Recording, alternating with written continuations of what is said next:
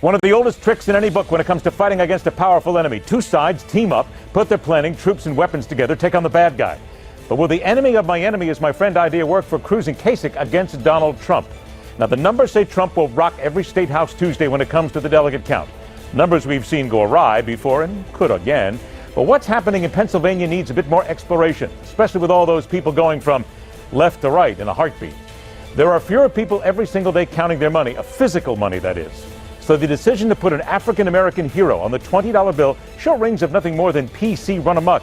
Let's look at this from the physical money side of things. And for those who've been seeking a voice on this show, we'll crack open the phone lines. You pay your money and you take your chances. Buckle up. I'm Ed Berliner. This is The Hardline for Monday, April 25th, 2016.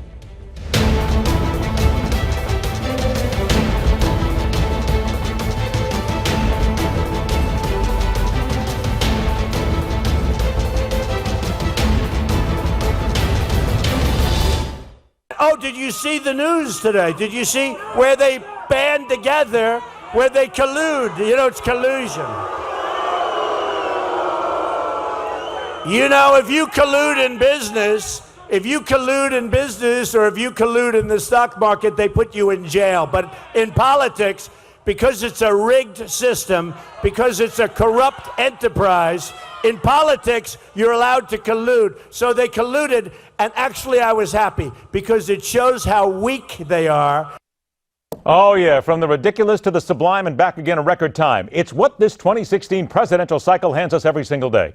This is not, and there is not, a veteran comedy writer in Hollywood or anywhere else on this planet that could have imagined the unintended laughs and the tragic nature of those chuckles that permeate our search for the next leader of the free world. And now we find ourselves at a point where two men whom everyone knows do not like each other are gathering forces together to defeat the interloper that is threatening to, in their way of thinking, destroy America as we know it.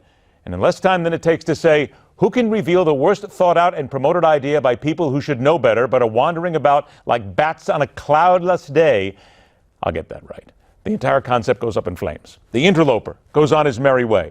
Let's begin there. The very latest as the political clown car stops for a Monday fueling, reminding you that in mere moments, sometime in this show, your comments, look for the screen, the sacred toll-free number, start lining up now because I won't abide by slackers. First up, he's the former spokesman for President George W. Bush, author of The War on Millennials, and senior project manager at Hathaway Strategies, Pete Seat. Joined by the former Democratic senatorial aide, now contributor at The Hill, Brent Budowsky. Gentlemen, thanks for joining us. Mr. Seat, I come to you first because here we go on the right. Ted Cruz and John Kasich. They get together. We're going to go up against Donald Trump. We're going to go out. We're going to defeat him. You do this. You do that. Everything's... Wait, whoa. John Kasich meets with reporters and says, I've never told them not to vote for me. They should vote for me. I'm not over there campaigning and spending resources. We have limited resources. Pete, within 12 hours, just like Politico noted, all of a sudden this whole deal just seems to go up in flames. What is going on here? Well, you used the key word there, deal. So I find it hilarious to listen to Donald Trump complain about people making deals. No. Hang on, Pete. I'm going to hold you. Before you go after Donald Trump, I want you to talk about this deal in itself and why it's all of a sudden seems to be going kerfuffled. Well, it's not. They're allocating their resources in a strategic way, which we've seen a campaign of inane comments and stupid strategy. And for once, people are making, I think, smart decisions about where their resources can be best spent, where their dollars can be stretched further. And for John Kasich, that's going west. For Ted Cruz, that's being here in Indiana. He has been running around this state the entire weekend, practically pitching a tent in the state to meet with voters and to rack up those votes. And they came together, they built a coalition, which is what politics is all about, to make a deal. And you have the deal maker arguing that it's collusion and ridiculous when his entire campaign has been premised on the fact that he can make deals. Okay. The man is a walking hypocrite. Okay, that's fair. Now, that whole thing about deal is fair. Now, when he learned that Kasich and Cruz were working together to block his nomination, Donald Trump, of course, took to Twitter, his favorite source of social media, got right on it.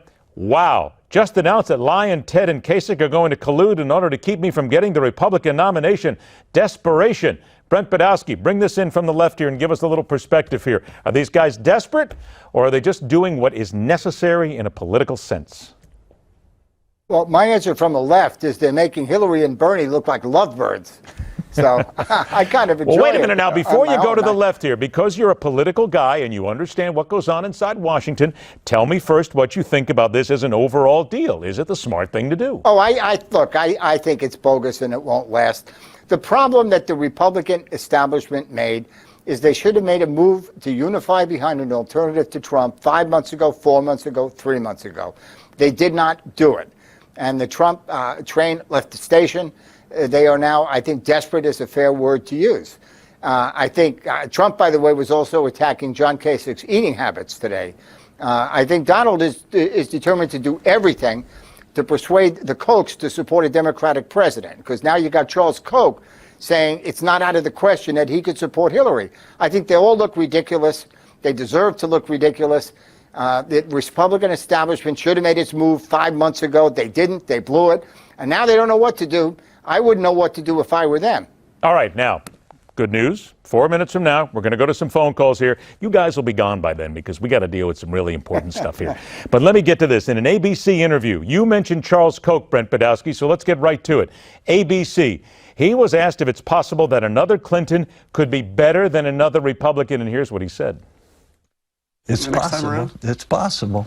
You couldn't see yourself supporting Hillary Clinton, could you? Well,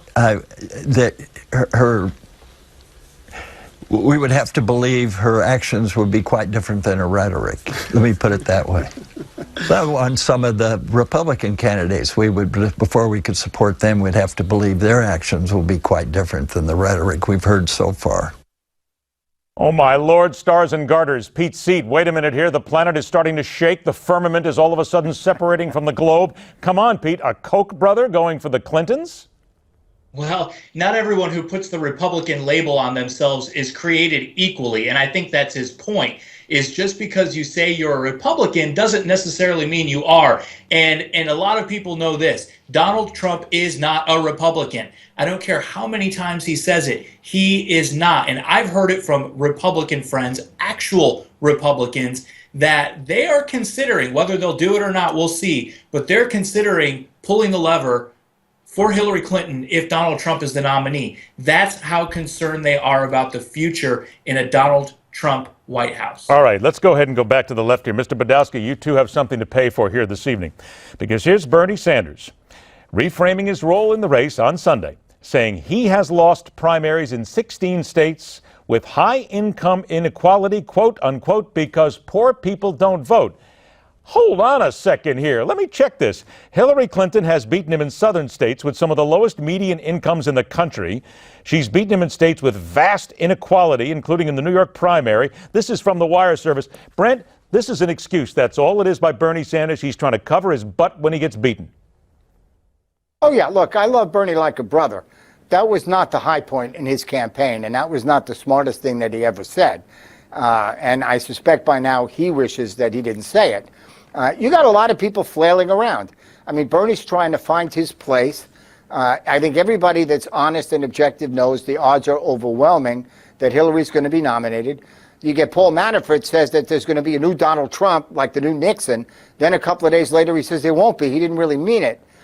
Everybody's flailing around. It is not the most edifying and uplifting campaign by anybody, but absolutely Bernie shouldn't have said that. No doubt about it. Is there any doubt in your mind Bernie also said that he would pledge to do whatever it takes to stop Republicans from winning the White House, that he once again is also, when he says that on ABC's this week, he is setting himself up for a loss. He knows he's going to lose. He's got to get some good graces here.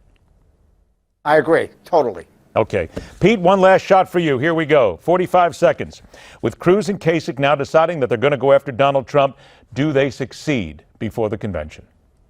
Well, Donald Trump's path to the nomination on the first ballot was already narrow. It got a little wider after New York and may get a little wider tomorrow after the results come in from the Northeast. But it's still a narrow path. I think if this all works, it will effectively guarantee a second ballot, and Donald Trump will not be the nominee. Brent, why do I think that you and the rest of the Democrats are just wringing your hands hoping for that second ballot? The truth is, we're praying for Trump. We will settle for Cruz. If they were smart, they'd nominate Kasich, but they're not smart, and they won't. Oh, there it is. He says the Republicans are not smart. My God, man, those are fighting words, but I would expect nothing less. Brent Budowsky, Pete C. Gentlemen, thanks so much for joining us. All right, let's get to it. 1-877-Newsmax. 1-877-Newsmax. Guys, say it to me again one more time. Mary P. from Ohio, I believe, is there. Mary, are Kasich and Cruz doing the right thing to go up against Donald Trump?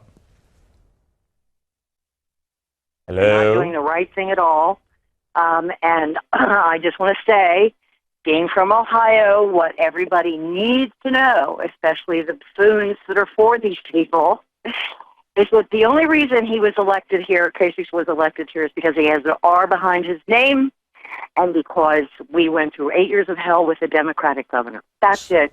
So you say no, they are not, or they are doing the right thing going up against Trump? They're not. Mr. Why not? Kasich did wonderful things when he was in Congress, but, you know, listen, you come to my house, I can tell you tons of things that he's done against the people here in Ohio. No, it's not the right thing to do. It's just not. All right, there you go. Gotcha, Mary. Thanks so much for joining us. We got to move on. Fred H. from Florida. Fred, I got about 45 seconds here. Cruz and Kasich doing the right thing? Oh, no. But they're part of a corrupt system that has existed since early times and was a type of corrupt system that could elect Abraham Lincoln on the third ballot and get 27% of the popular vote and kill 600,000 Americans. All right, that's enough. I'm not going to go to 600,000 Americans being dead. Thanks a lot for that comment, because that's off topic and we're not going to go there. All right, here's the whole thing. Cruz and Kasich say that they are going to go in. They're going to go up against Trump. We're going to continue to talk about this as the night goes on. If you want to join us, and again, I'll tell you what, here's the ground rules, everybody. You got to stay on point. It's just that simple. Stay on point, make your point. Let's get to it. 1-877-Newsmax. We'll do that as the night goes on. Don't worry about it. We can get through this together. Trust me. I've done this before. Stay with us. The Hardline continues right after this.